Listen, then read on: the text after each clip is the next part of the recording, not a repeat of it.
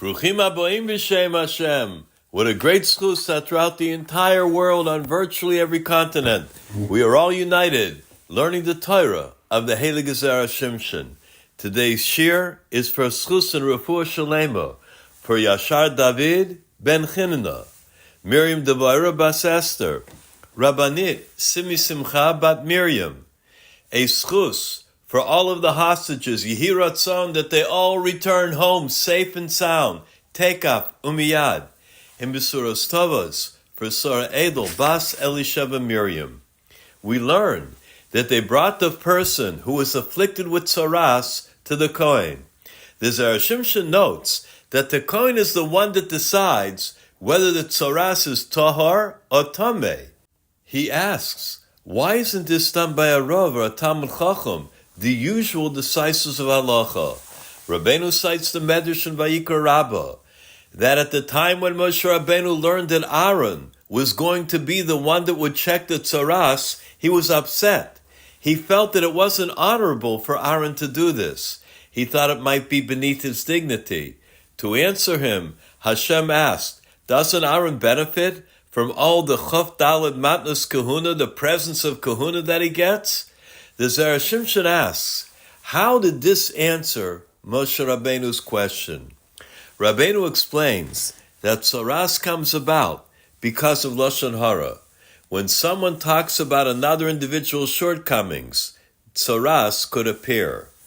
The Talmud in Kedushin tells us, Kol haposel, whoever tries to invalidate another person, bemumo posel, really is referring to his own flaw.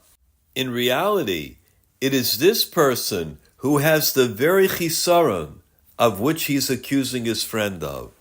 The Talmud also says that if an individual is at odds with others, it's a siman that the person could have a flaw in his yichus. The Rambam paskins in Hilchos Truma that Truma can only be eaten by a Kohen who has proven pure yichus.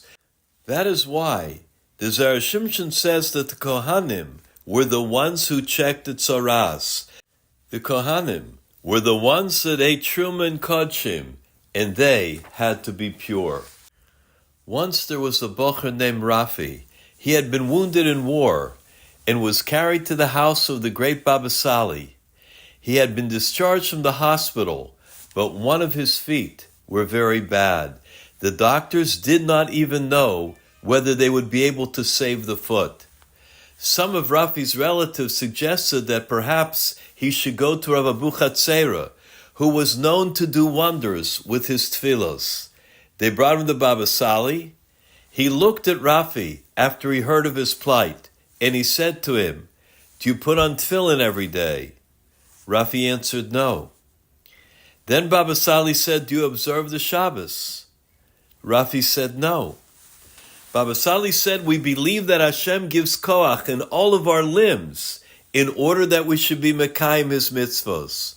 When one does not observe a mitzvah, they are missing that koach in their limbs. When Rafi heard this, he broke out in tears. Baba Sali looked into the eyes of Rafi and asked him, if I bless you with the refuah shalema and you will stand on your feet, are you prepared to accept upon yourself the yoke of Torah and mitzvahs? In front of the entire room, Rafi said, Hineni, I am ready. If so, Baba Sali said, give me your hand. He took his hand and blessed him with the refuah shalema. Rafi kissed the hand of Baba Sali, and then the Rebbetzin turned to Rafi and said, try and see if you can stand on your feet. To his shock, he was able to stand up. And within time, Rafi slowly began to walk again.